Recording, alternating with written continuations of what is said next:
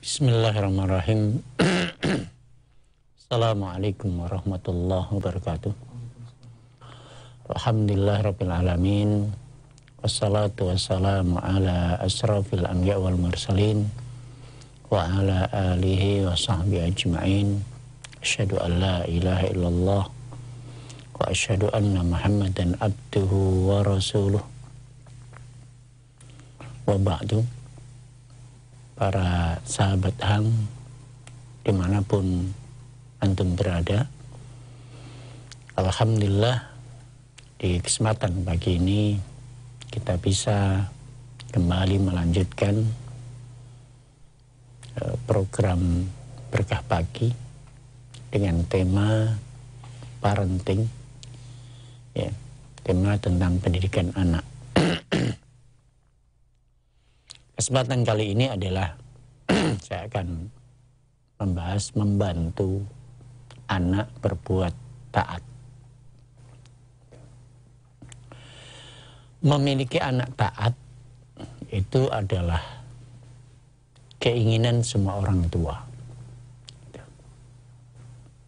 Dan orang tua banyak marah karena anaknya tidak taat. Akan tetapi kita kebanyakan nggak pernah berpikir bagaimana anakku mudah mentaati orang tuanya. Bagaimana anakku mudah mentaatiku. Bagaimana anakku mudah mentaati istriku, suamiku. Lah ini hal yang harus kita pikirkan. Sebagai orang tua kita tidak selayaknya hanya menuntut anak, tapi tidak pernah berpikir memudahkan anak untuk taat. Menjadi orang taat itu berat. Seorang hamba mentaati Rabbnya itu berat. Makanya kita disuruh meminta tolong. Minta kepada Allah Ta'ala. Pertolongan agar mudah taat kepadanya. Ya, maka Nabi pernah mengajarkan doa sebelum salam. Allahumma a'inni ala zikrika wa syukrika wa husni ibadatik. Ya Allah, tolonglah aku untuk ala zikrika, untuk mengingatmu. Wa syukrika, dan untuk mensyukuri nikmatmu. Wa husni ibadatik, dan untuk memperbaiki ibadahku kepadamu. Lihat, kita nggak mampu mengingat Allah tanpa kalau nggak ditolong oleh Allah. Kita nggak mampu ibadah kepada Allah tanpa pertolongan dari Allah. Maknanya taat kepada Allah itu berat kalau nggak ada pertolongan dari Allah Ta'ala. Demikian juga ketaatan seorang istri kepada suami itu berat. Dan berapa banyak hari ini, setiap hari seorang istri bantah suaminya. Nusus, kurang ajar sama suaminya. Melawan. Disuruh selalu menjawab, membantah, bahkan melawan, melotot. Menunjukkan ketaatan itu berat. Ya semestinya seorang suami juga harus berpikir bagaimana istriku mudah mentaatiku. Demikian juga seorang anak. Hari ini banyak anak yang durhaka. Anak yang melotot kalau disuruh. Suaranya lebih kuat, lebih keras, lebih nyaring. Anak yang selalu melawan, menjawab kalau disuruh. Banyak orang tua stres karena anaknya yang tidak taat, anaknya yang durhaka. Tapi orang tua ini tidak pernah berpikir bagaimana anakku mudah mentaatiku. Nah, tema ini yang kita akan bahas. Para ayah dan para ibu sekalian, tolonglah anak kita agar mudah mentaati Allah, mentaati orang tuanya. Gitu. Dan untuk memudahkan anak mentaati orang tua, tentu saya akan sampaikan satu hadis tapi derajatnya dhaif, diriwayatkan oleh Imam Ibnu Abi Syaibah ya. Rasulullah SAW bersabda, rahimallahu walidan a'ana waladahu ala birrihi. Semoga Allah merahmati orang tua yang menolong anaknya untuk berbakti kepadanya. Masya Allah. Semoga Allah merahmati orang tua yang menolong anaknya untuk berbakti kepadanya. Ya. Wahai para ayah, para ibu. Ya. Kalau kita memudahkan anak mentaati kita, kita akan dapatkan rahmat Allah. Hati bagi anak adalah kemudahan untuk mentaati, kita pun mendapatkan rahmat Allah. Anak pun dirahmati oleh Allah karena akhirnya mentaati orang tuanya.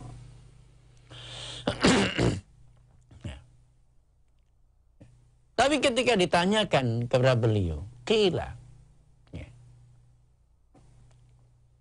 kaifa nasna? Bagaimana kami akan berbuat, wahai Rasulullah? Ya. Maka Rasulullah mengatakan, yakbalu ihsanahu wa yatajawazu an isaatih. Engkau mengapresiasi, menghargai kebaikan-kebaikan anakmu, dan engkau memaafkan kesalahan dan kekurangan anakmu. Lihat, ya. Sikap orang tua yang selalu mengapresiasi, menghargai kebaikan dan kelebihan anak, itu akan memudahkan anak untuk mentaati, lebih mau mendengar, lebih menghormati orang tuanya, ya. Lebih mau mendengarkan nasihatnya, lebih kooperatif kepada orang tuanya. Demikian juga memaafkan kekurangan dan kesalahannya. Memaafkan kekurangan dan kesalahan anak. Itu akan memudahkan anak juga untuk selalu mudah mentaati, mematuhi orang tuanya. Karena kesalahannya tidak dipermasalahkan. Ya. Yang membuat anak itu berat mentaati orang tua adalah karena ayahnya, ayah ibunya, justru malah kebalikannya. Kekurangannya, kesalahannya selalu menimbulkan kemarahan. Ya. Orang tuanya selalu marah kalau dia salah, kalau dia kurang benar dari perbuatannya, dari pekerjaannya. Mesti kena marah. Ya. Kena kritik. Kena bentak. Kena hukum. Kena pukul. Kalau dia baik, dia benar, tidak ada apresiasi. Ya. Tidak ada apresiasi. Ketika anak pulang cepat, ya, itu nggak ada ekspresi menghargai anak. Malah ditumbenin, tumben pulang cepat. Bukan, kalau bahasa mengapresiasi itu, Masya Allah, Umi senang sekali kalau kamu pulang cepat, nak. Ya. Umi dari tadi merindukan dirimu, pulang cepat. Alhamdulillah kamu pulang cepat. Ini kan bentuk mengapresiasi anak pulang cepat. Ya. Giliran pulangnya lambat, kena marah habis. Ya. Marah. Ya. Dengan kemarahan besar. Diungkit yang kemarin-kemarinnya lagi. Ya. ketika anak sholat tepat waktunya, ya, orang tua tanpa ekspresi, nggak ada kata pujian, nggak ada jempol, nggak ada apresiasi, nggak ada menghargai, nggak ada memuji anak. Tapi kalau dia nggak sholat ke masjid atau dibangunin susah, marahnya minta ampun. Ya. Mestinya ketika anak mulai mau ke masjid tanpa disuruh, itu sudah apresiasi, Masya Allah. Inilah yang menenteramkan hati Umina. Ya. Terima kasih anak. Kira-kira anak seperti ini akan lebih terdorong, termotivasi untuk selalu datang ke masjid untuk sholat. Karena dapat jempol uminya, diapresiasi, dihargai. Ya. Dan kekurangannya, kalau dia pas lemah imannya, dimaklumi. Karena masih anak-anak. Ya. Demikian juga masalah pekerjaan. Dia menulis, tulisannya jelek. Ya. Tapi dia punya inisiatif, menulis sendiri. Lihat orang tua yang punya sifat yang membuat anak ini tidak mau belajar lagi, menulis lagi. Dia mengkritik, tulisanmu jelek kali nak. Ya. Sudah kelas 4 tulisannya jelek. Kayak apalah kamu nih. Lihat, dia akhirnya berhenti menulis. Berhenti gambar karena dia dibilang gambarnya jelek. Coba kalau diapresiasi, Masya Allah. Kami senang sekali dengan anak yang sibuk belajar. Kamu udah punya keinginan belajar. Senang sekali. Nah ini mengapresiasi. Kalau bahasanya mengapresiasi, menghargai kebaikan dan kelebihan anak, anak akan selalu mudah mentaati, mengikuti arahan, nasihat. Dan itu yang mendekatkan jiwa kita dengan jiwa anak. Ya. Kekurangan-kekurangan anak selalu dimaklumi, itu membuat anak itu nyaman. Nggak apa-apa nak. Ya. Tulisanmu nggak apa-apa, ini udah bagus ini. Coba cara nulisnya begini. Gambarmu nggak apa-apa, ini bagus juga kok. Coba diperbaiki seperti ini. Nggak dimarah. Ya. Nyapunya kurang bersih.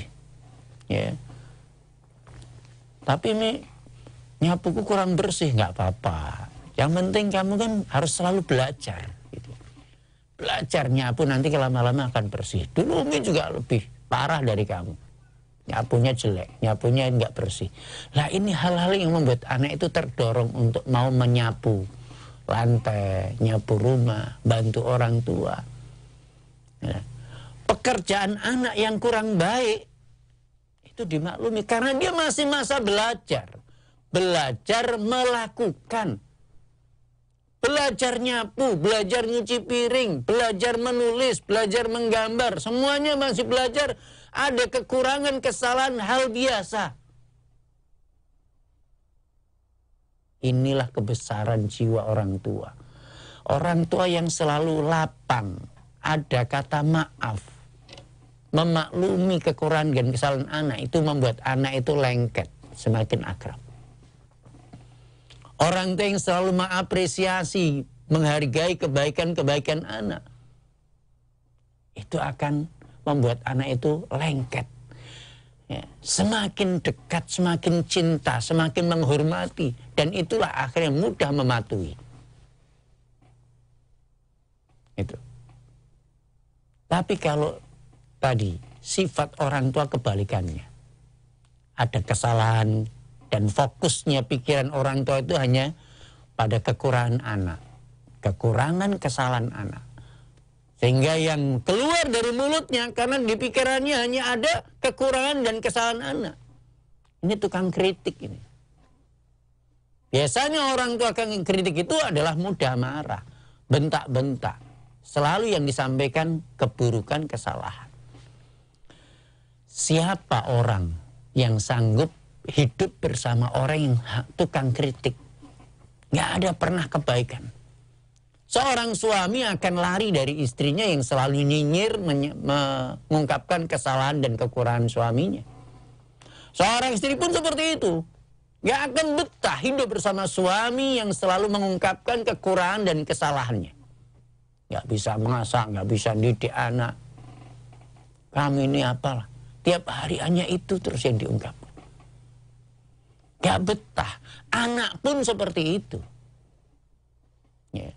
Anak pun seperti itu. Ketika orang tuanya selalu nyinyir, selalu mengkritik kekurangan dan kesalahan anak, yang muncul adalah sifat pemberontakan, melawan. Melawan akhirnya, jawab terus. Gitu. Aku lagi, aku salah terus. Aku mana ada yang baik di mata ayah. Mana ada kebaikan pada diriku di mata ibu. Itu anak. Ketika sudah seperti itu, dia punya ayah atau punya ibu seperti nggak punya ayah dan seperti nggak punya ibu. Kalau orang yang paling dia cintai itu selalu menyalahkan kesalahannya dan tidak ada kata maaf, selalu mengungkapkan kritik kekurangannya, sementara dia nggak pernah mengapresiasi kebaikan dan kelebihannya, maka yang muncul adalah pemberontakan, melawan. Maka jangan heran kalau anak kita itu anak yang melawan orang tua, itu bukan tiba-tiba. Karena sifat watak kita sebagai orang tua yang nggak bisa menghargai anak. Itu. Maka ini harus perhatikan. Ya, secara kejiwaan memang seperti itu. Siapa di antara kita yang mau hidup dan lengket, ya, tambah cinta, tambah hormat, tambah taat kepada orang yang tidak bisa mengapresiasi kebaikan yang kita lakukan. Dan selalu menyalahkan atau mengkritik setiap kekurangan dan kesalahan kita. Maka ini, sifat ini yang harus dimiliki oleh orang tua. Jadi, anak melawan, ya, anak nggak patuh, anak membantah, anak durhaka, itu nggak tiba-tiba. Dia dibentuk, dia dipancing oleh sifat dan karakter orang tua yang buruk. Ya. Yaitu tukang kritik, tukang membandingkan, gitu. Tukang marah-marah, tukang hukum, tukang pukul. Yang ada hanya begitu setiap hari. Bagaimana anak tidak akan melawan? Sekali lagi, perlawanan anak tidak tiba-tiba melalui suatu proses panjang.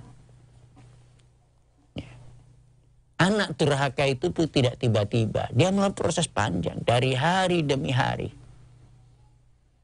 Ya. Selalu mendapatkan perlakuan kritik, ya, nyinyir, kemarah tiap hari. Gitu. Oleh karena itu sebenarnya, kenapa demikian? Karena memang sifatnya anak, di awal fitrahnya anak itu mencintai orang tuanya. Lihat dulu masih kecil, selalu kalau dia punya masalah, dia menangis, yang dipanggil siapa? Ibu, ibu, ayah. Ayah sama ibunya yang selalu dipanggil. Dan dia merasa nyaman bersama ayah dan ibu. Nyaman. Ayah dan ibu. Masih kecil dulu. Tapi anak ketika mulai lasak. Nah inilah ujian orang tua. Mulai gerak aktif. Namanya anak laki-laki. Ya. Mulai rasa penasarannya tinggi.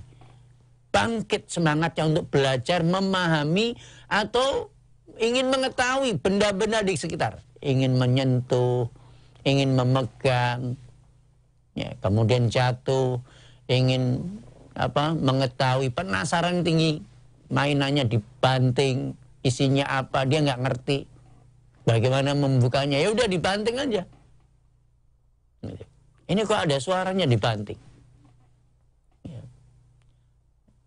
Rasa penasaran seperti itu tumbuh dari keinginan untuk tahu, keinginan tahunya yang sangat tinggi, ya, keinginan untuk belajar tadi, semangat belajar itu tidak dipahami oleh orang tua. Dia memahaminya ini anakku mulai nakal, ya, mulai lasak dibilang mulai nakal, bukan dipahami anakku mulai pengen tahunya makin tinggi. Akhirnya dia melempar, memukul. Semuanya yang dilakukan anak ini, wallahi tidak ada niat anak untuk berbuat jahat. Karena anak itu nggak ada, belum punya niat jahat, itu belum punya. Yang menggerakkan anak adalah aku senang, aku lakukan. Aku senang, aku lakukan. Aku nggak senang, aku nggak mau melakukan. Aku pengen tahu. Ini sebenarnya apa sih? Pengen megang, pengen menyentuh, pengen. Tapi kita kan orang tuanya yang nggak paham tadi, yang teriak, ya, melarang. Ya, kalau salah sampai pecah, memukul, membanting, ya, Masya Allah. Ini semuanya, mulailah orang tua itu punya sifat baru sama anak, galak, jahat. Gitu. Dalam persepsi anak adalah, ibuku kok galak ya? Padahal aku sayang sama ibu. Ayahku galak ya? Padahal aku sayang sama ayah. Dan itu menjadi tanda petik, tanda tanya besar dalam jiwanya anak. Ya. Tapi ternyata tiap hari, sementara rasa ingin tahunya besar, makin besar. Rasa geraknya aktif, ya, lompat, manjat, melempar, membanting, itu adalah kerjaan anak tiap hari. Dan akhirnya orang tua semakin tidak paham dan semakin sering teriak, memukul dan seterusnya. Fokusnya dia mengamati anak, nanti mau ngapain ya? Mau manjat atau nah. Awas jangan manjat, awas jangan lari-lari. Awas, jangan ini. Nah, mulai banyak dilarang. Ini hal-hal yang kekeliruan orang tua sehingga muncullah anak tadi memiliki atau memilih sifat durhaka, melawan orang tuanya. Ya. Jadi sekali lagi anak durhaka itu tidak tiba. Lah, untuk memudahkan tadi ya, bagaimana anak mentaati orang tua, jadilah orang tua yang selalu bisa menghargai, mengapresiasi kebaikan dan kelebihan anak. Dan selalu bisa memaafkan, memaklumi kekurangan dan kesalahan anak. Sehingga anak nyaman bersama kita. Kita harus melihat anak ini adalah anak dalam proses belajar.